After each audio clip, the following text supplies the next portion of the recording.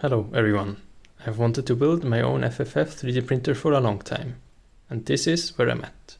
As you can see, there's still a lot to finish with this machine. And to keep myself motivated for this, I'm thinking about starting a small video series documenting my process.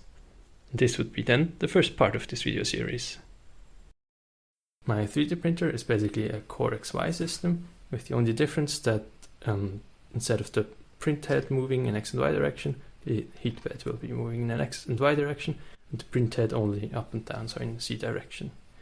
This, I hope, will allow me to print at relatively high speeds, because I can use a high flow, kind of heavy hot end and extruder, while the motion system, the moving parts, will still be kind of relatively light. And although they can be quite stiff, for example, if you look at linear rails for the gantry, normally they would be mounted at the edge of the printer with a normal machine, but using kind of this design, they can be further to the center of the machine, which kind of increases the stiffness of the gantry system. Additionally, I kind of watched one too many of these speedboat racing videos, so I decided to go for a 60 volt system. This still kind of scares me a bit because 60 volt can be kind of dangerous, but still that's what I want to do. As you can see, the print bed of the machine is relatively small. It's only 12 by 12 centimeters.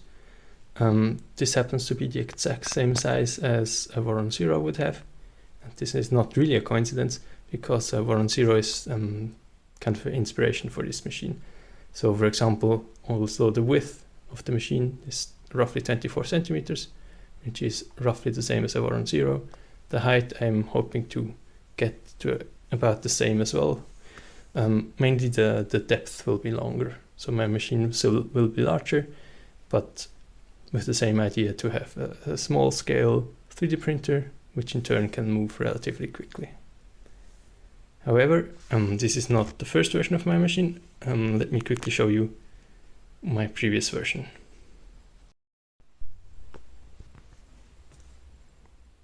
So this is the first version of my machine. Unfortunately, it's a bit in a semi-disassembled state, but it followed the same kind of design ideas. I even kind of almost finished this machine. I finished a few test prints, and during this process I managed to blow up a few of the motor drives. So this led to me wanting to kind of reorganize the whole electronic system. Initially, I wanted to use this box here, so this is only one part of the box, but in there I would want the motor drives, and this would lead to everything being relatively compact. However, also kind of the cooling solution is pretty bad in there. So I started working on mounts and everything to mount the drives, the mainboard and everything at the back. But yeah, this also made me not very happy. So I stepped back from the project for a while, gathered my thoughts and kind of decided, this will not lead to where I want to go. I want to start a second version of the machine, which you previously saw. There's also a few points that I'm quite happy with this machine. So for example, this big concrete slab to which everything is mounted. So the whole aluminium extrusions, they are screwed to this concrete slab, and this makes everything relatively stiff and heavy leading to vibrations being smaller, so that's pretty nice. The gantry system, on the other hand, was something I was really not happy with. The main culprit here is the gantry, which is carbon fiber piece, on both sides of which a linear rail was mounted, and I always struggled kind of aligning these linear rails, so the axis always kind of locked up, never ran smoothly. In addition, also with how the tail was designed, everything was quite heavy. On the other hand, what I really like is the solution with the flat flexible cable. This delivers the power to the heat bed and kind of replaces all the filament and wires and air hose that would go to a normal print head. So if you print fast, this will have very little mass, will run very straight and smooth, whereas with other printers you will see the other cables kind of wobble heavily. For the cooling solution, I decided to use air cooling, so I designed these kind of mounts for standard fans to mount directly to these aluminium fins for kind of NEMA 17 stepper motors. Because I was always a bit careful with the cooling of the motors, I decided to modify my motors so that they would incorporate temperature sensors. So these are E3D motors that normally don't have a temperature sensor. I added it. This brought further problems because now I have 6 or 7 motors with temperature sensors, with fans, and this is too much for my main board to handle. So I decided to kind of build my own PCB. The PCB would take 12 temperature sensors, and using a very simple fan curve, it would drive the 12 fans on the other side. It takes 24 volts input and has these 2 step-down converters to 12 and 5 volts, so all fan voltages are kind of satisfied. So this is the old version of my machine, with some good points, some bad points, but in the end I decided to make a version 2 of the machine. Because cooling was always a topic with the other machine, I decided to go for water cooling with this machine. Maybe it's also due to watching too many computer building videos, I don't know. To this end, I am designing this kind of custom water blocks. So there would be a copper water block in here, and then this plastic cover, 3D printed cover, to clamp it to the motor. And this cover and kind of the water guideways within it are then treated with this dish tool, which is supposedly quite good at making 3D printers watertight. So let's see how that goes. Also, the motor drivers, I want them to be water cooled. So that's what this big part back here is for.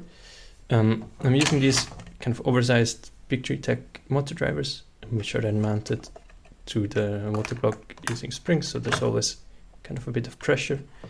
This water block would also be kind of made out of copper and then with a plastic cover.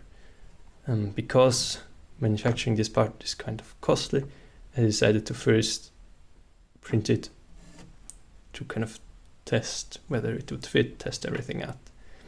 This also goes for other parts of the machine. So this whole white and black plate here would in the end be made of aluminium, just to make everything stiff and also to help with the alignment of the base rails. This also led to the decision that all the CoreXY belts would have to be on the same height. So the motors can all be mounted on the same height to this plate. This is, I guess, not very typical. So yeah, I started trying to figure out what the best way would be to achieve this.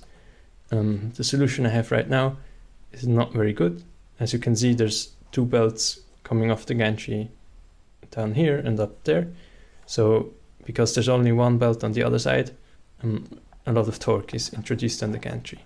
The same goes for the heat bed as well. There's also torque introduced on the heat bed. And this is bad, so I want to change this. I want to alter the path of the belts such that this does not happen again. And that's something I'm working on at the moment. I have an idea how to do this, but I've just not finished it.